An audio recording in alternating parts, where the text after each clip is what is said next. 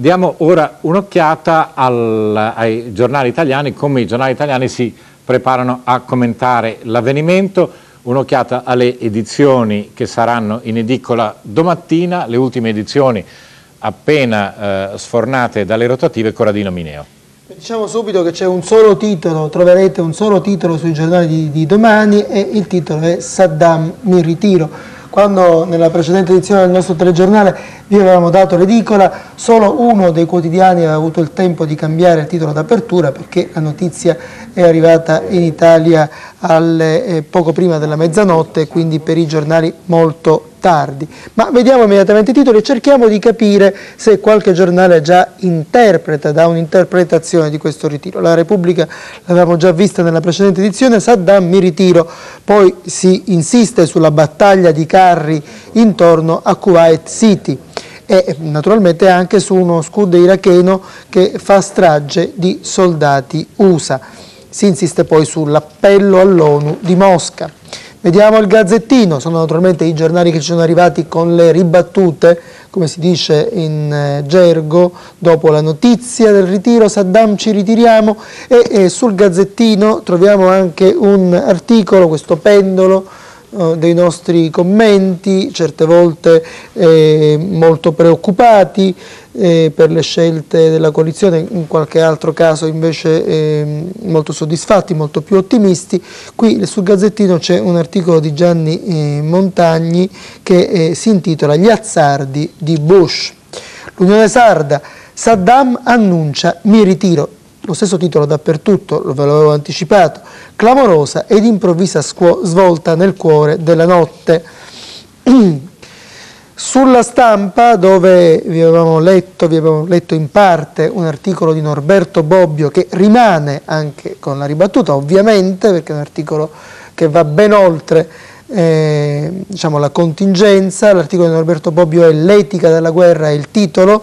Norberto Bobbio esprime preoccupazioni, parla di un suo tormento, del tormento della coscienza democratica in questi momenti, cita il Papa, mi pare di cogliere, l'ho letto rapidamente perché abbiamo seguito anche noi tutti gli avvenimenti, mi pare di cogliere che Bobbio condivida quello che dice Papa Giovanni Paolo II sull'essere la guerra oggi soprattutto un'avventura i cui esiti sono non prevedibili e quindi non è un fine che porta un mezzo, scusate, che porta a fini definiti, per esempio la restaurazione del diritto, ma il termine avventura fa pensare che gli esiti di un conflitto siano sempre non prevedibili e quindi si pone il problema se fosse giusto, se fosse doveroso fare questa guerra o no, e denuncia il tormento della sua coscienza.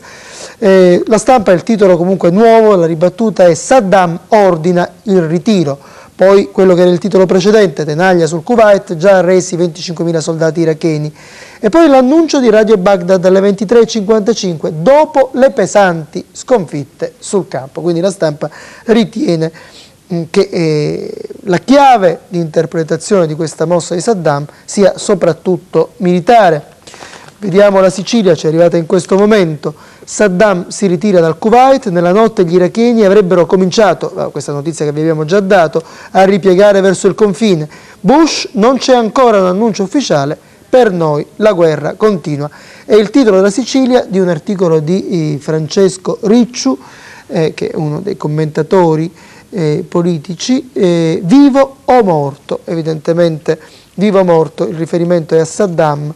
Vi ricordo che il giornale di Montanelli ieri titolava Wanted.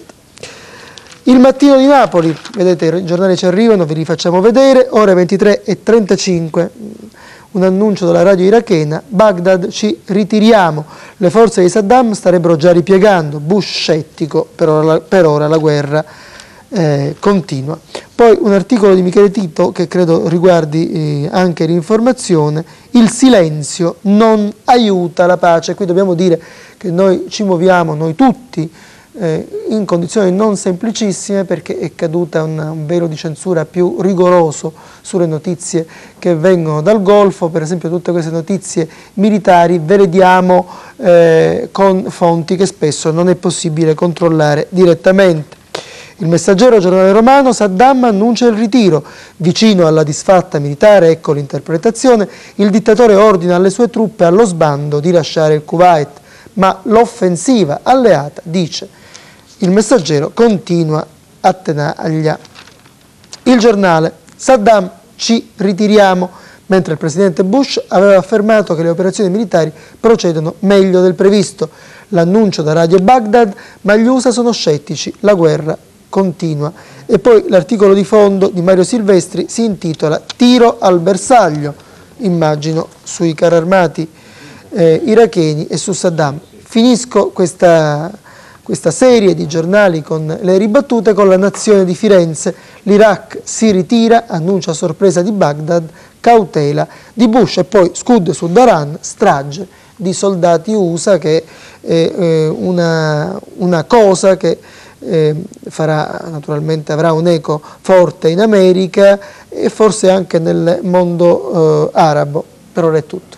Queste le reazioni dei giornali italiani.